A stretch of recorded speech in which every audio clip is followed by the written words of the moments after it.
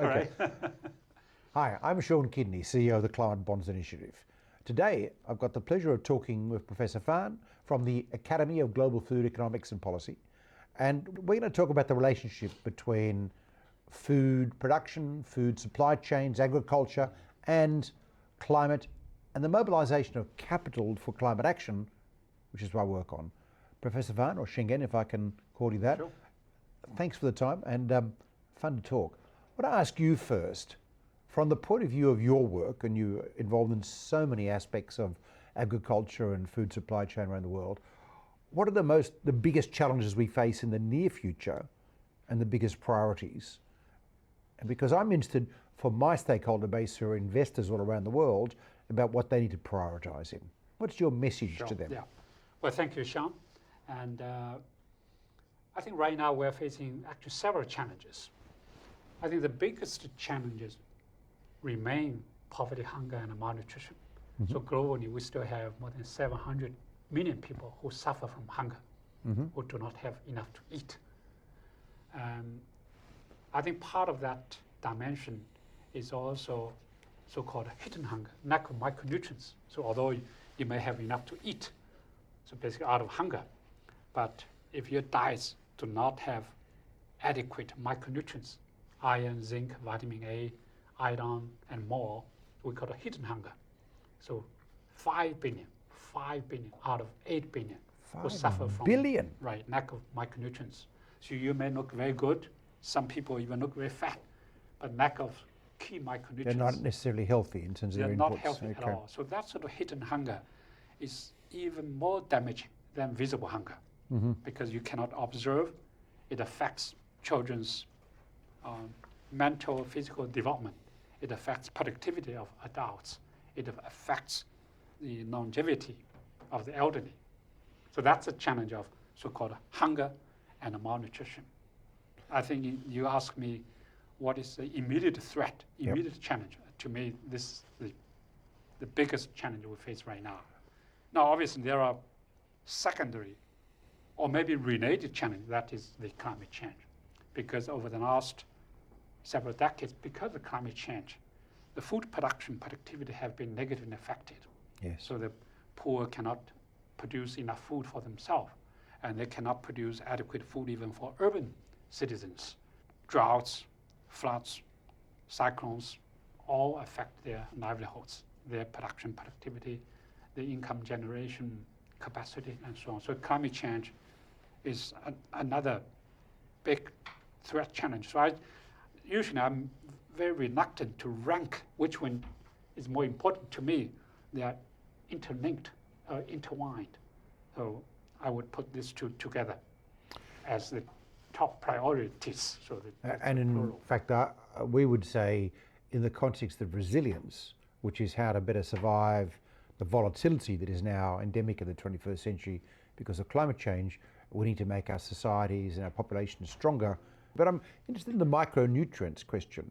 So how much of that is as a result of the construction of food availability in front of people's versus the nature of production or the nature of development of inputs? Well, what's the challenge there? I think it's both. It's both.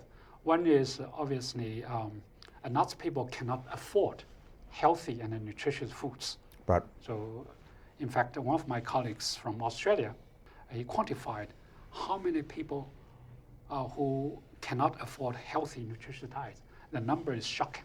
It's 1.6 billion people.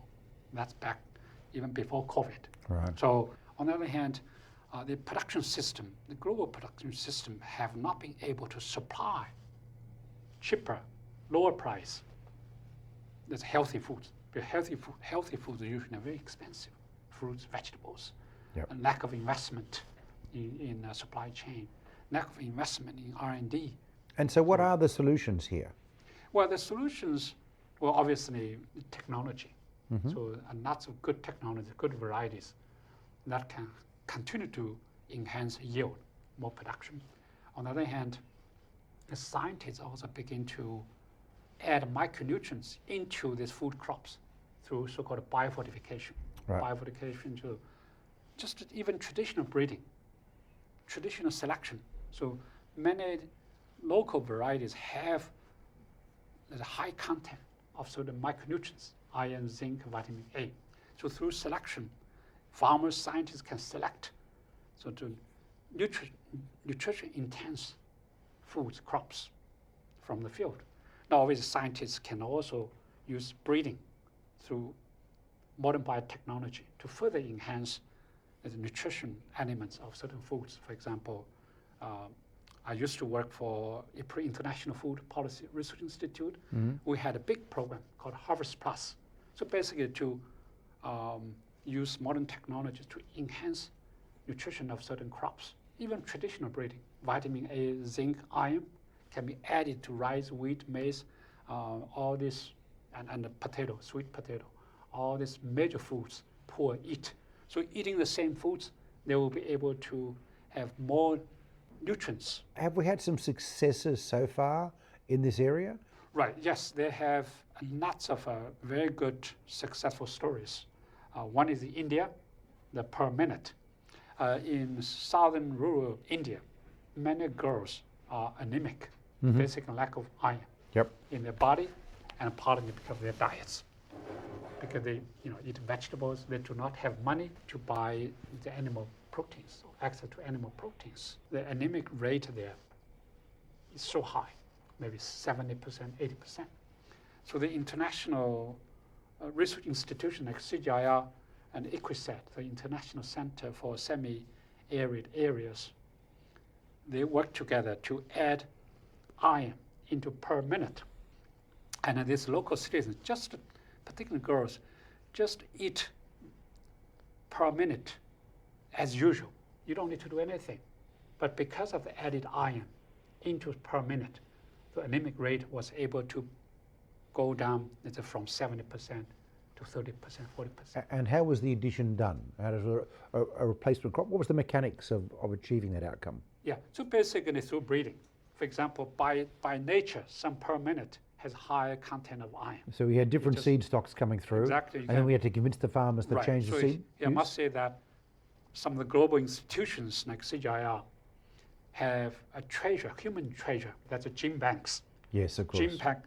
10 gene banks, maybe even more than 10 globally. Some in India, some in Africa, some in Latin America, some in Middle East. So we can harvest good genes from the gene banks.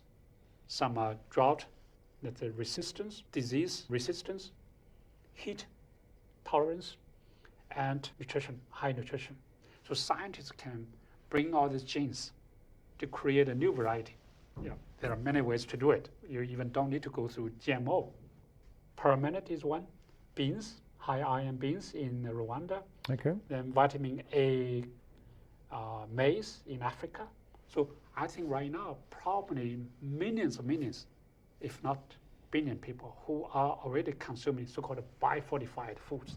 So scientists are also working to bring new varieties that can resist or can continue to grow very good yield despite the droughts, heat, or sometimes even disease and pests.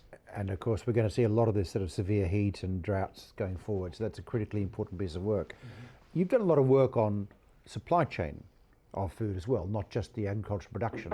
And I guess my question to you is, in implementing these changes, because we have this astounding work that's been done over the last 70 years, really, in food production, in seed banks, coming up with new varieties, which continues to go as you describe.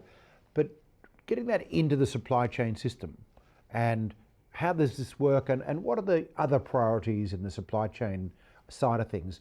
We hear about vast food waste, for example, but of course we've also got to shift utilization. We need the supply chain system to be using these crops that you're talking about and not other crops and so on. What are the challenges there? Right. So I think over the last several decades, we have changed our concept from production to the whole food systems. So the food system really means all the food commodities, even some of the non-food commodities like cotton, fiber. So we call it agri-food systems. Food and agriculture usually overlap. I think probably 80% of agriculture is food. The remaining 20% is maybe beverages, fiber, and so on. Like the coffee I'm drinking now. Exactly. So we include all agri-food commodities, and also it covers the whole chain from input manufacturing to production to harvesting, transportation, processing, wholesaling, retailing, even to our household. In addition, the agriculture food production have externalities or have impact beyond food and agriculture, the environment, climate change, land, water, biodiversity, and on our health.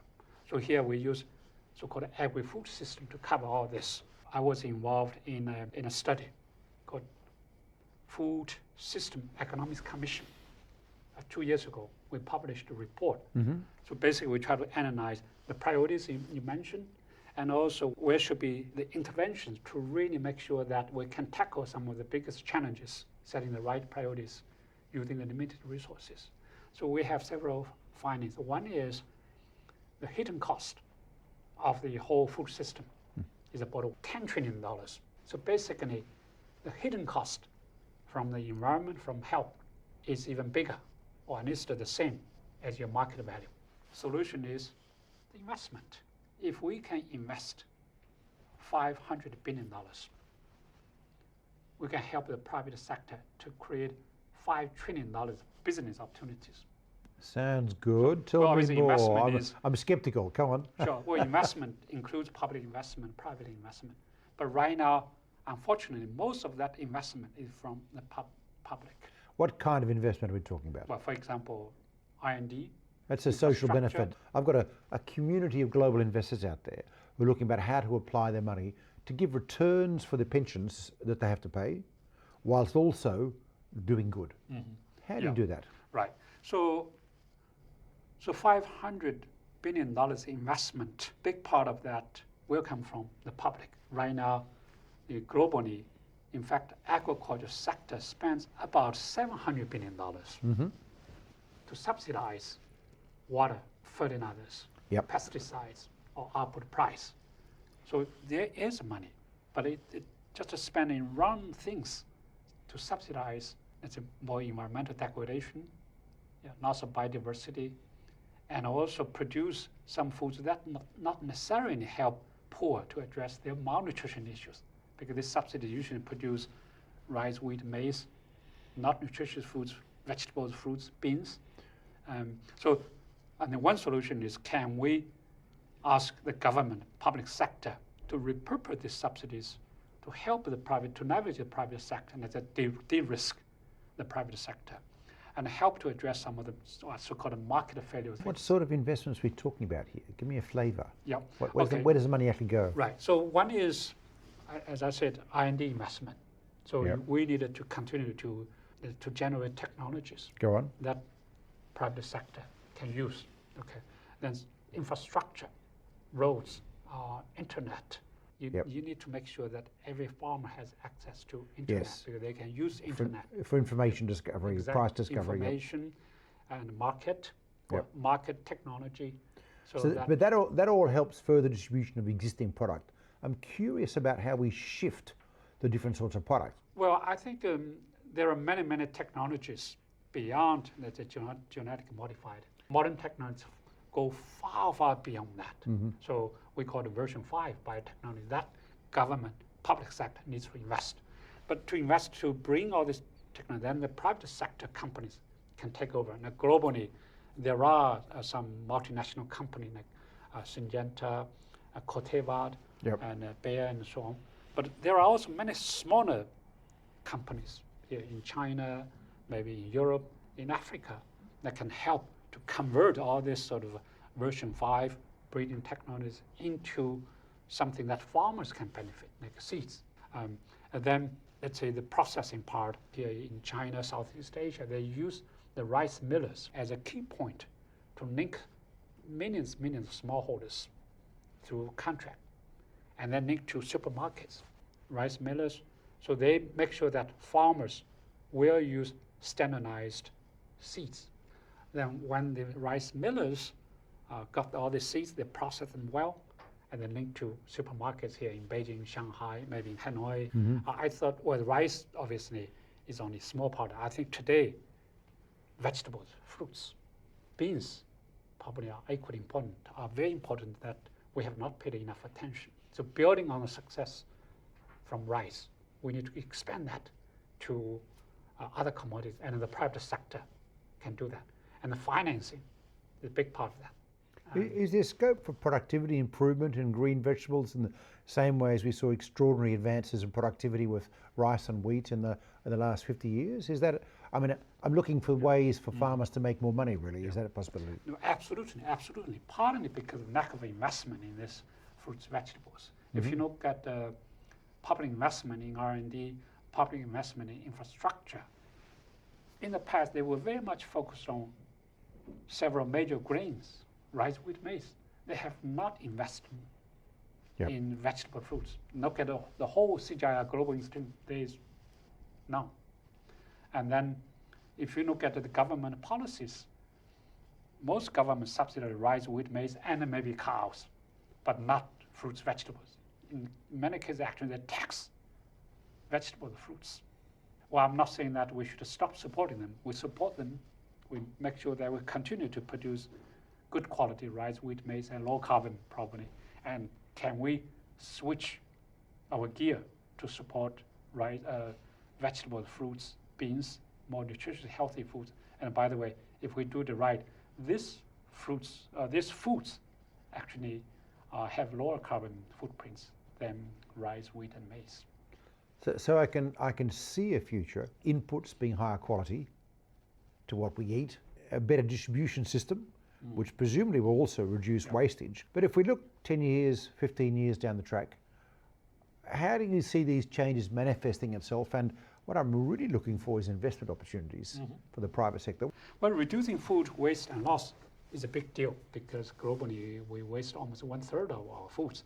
And the foods wasted usually are high value and actually involves more carbon emissions because you accumulate towards the end of your supply chain. There are many technologies, particularly digital AI technologies, can help to streamline the supply chain, optimize your supply chain, and big data, you know, where your consumers are, where your producers are, then you can make that link. Here in China, Alibaba has worked with some of the supply chains actors there.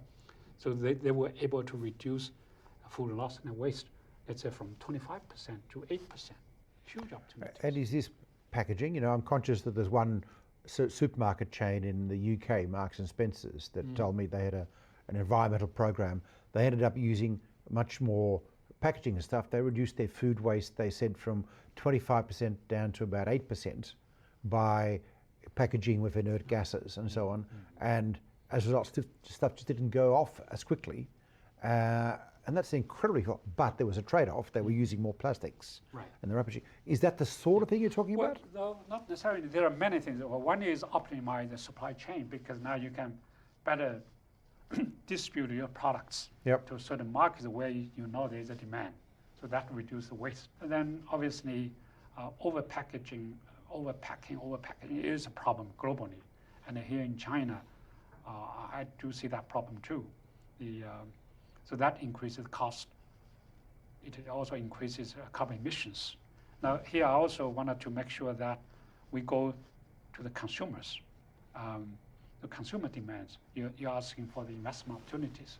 So our diets, how can we change our diets? We overconsume red meat. We just do not eat enough vegetables, fruits. So that's why the malnutrition I mentioned, lack of micronutrients is a problem, but overweight, obesity is rising. So here in China, it's more than 50% of adults is either obese or overweight. Astounding change in 2 generations, isn't it? So here, changing diets can bring huge opportunity. If the private sector, the supply chain can help to set up all this more healthy and sustainable foods distribution to fit the demand of consumers.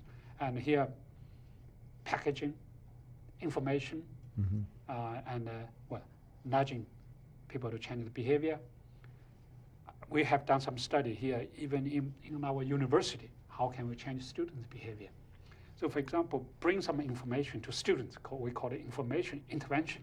So basically ask students to read something, to watch something, like a video saying, oh, how damaging it is if you waste food, damaging to the environment, damaging to your health. Okay, they may listen, they may change their behavior for 2 or 3 days, but after 2 or 3 days, business as usual, they come back again.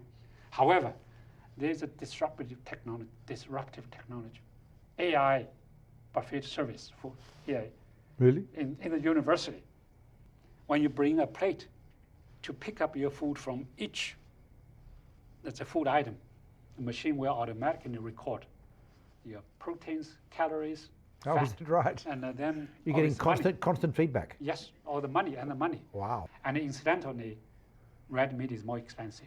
Yes, fruit, vegetables are cheaper. So students already optimize their consumption. And then we did a study, we observed. The first observation is students reduce their food waste drastically. Wow. They used to waste maybe 25%, 30% of their food. The second is they really begin to pay attention to their nutrition. If you have time, we'll be very happy to take you to that restaurant. So what I really mean is disruptive technologies can make a big difference. Disruptive behavior change. This private sector can help to invest in these modern AI restaurants. So here in my university, we can do that in whole Chinese university. We can do that in all the public restaurants. Private sector companies provide a lunch for their staff. Huge investment opportunities for them. So we will come to a conclusion here. Look, we have a challenge. The challenge I'm looking at is that we have pension funds and insurance funds around the world who are trying to optimize outcomes for us to pay our pensions when we retire, and are conscious of the problem of climate change, the problem of food insecurity, and the problem of greater default risk on the part of governments. This is a way of addressing all of these things.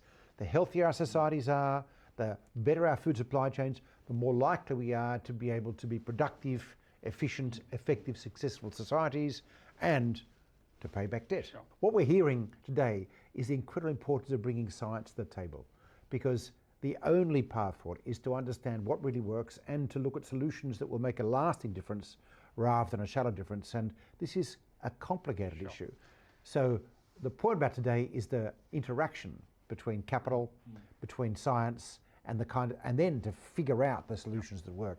I have been working with science, with the public sector. We really need the investors, whether it's a public, whether it's a pension funds, whether it's the private sector companies. I think there are several priorities. One is R&D to drive the innovation. But today's R&D, not just the production, but for better environment, nutrition, health, and to some extent, inclusion, resilience. The second one you already mentioned, the supply chain, to link producers to consumers, infrastructure, cooling chains. We must make sure that we can decarbonize the whole value chain. In many cases, mitigation and resilience come together. It's a win-win. And then finally, again, the consumers. So how can we make sure that consumers do consume their food healthily, nutritiously, and sustainably? Yes, we can always provide information, data, but investment to improve certain technologies in providing food services is essential. Public investment, as I said, $800 billion. That's, again, as a researcher, we can advise the government to use that money to leverage the private sector or pension funds or private companies to support the whole food system transformation. Better nutrition, better health, good environment, and low carbon. Food system transformation. That's what the future holds for us. Absolutely, yeah. Without that transformation, I'm afraid we will not be able to eat healthily, nutritiously. We'll not be able to address some of the challenges we just discussed, climate change or even conflicts. And we won't be able, and we need to make a better life for all our citizens, and a healthier life and a more productive life as part of this. And your comments about micronutrients are extraordinarily interesting. That whole agenda of micronutrients is really important and fascinating, much more complex, a whole new area for me of thinking. Thank you for the time, and thank you for your work in this area. We're looking forward to working with you in the future to be able to bring capital and food and agricultural science together to create better futures. Yep, thank you, Sean. I'm very confident if we work together, not just across different sectors, different countries. I mean, under the current geopolitical challenges, I think we must work together.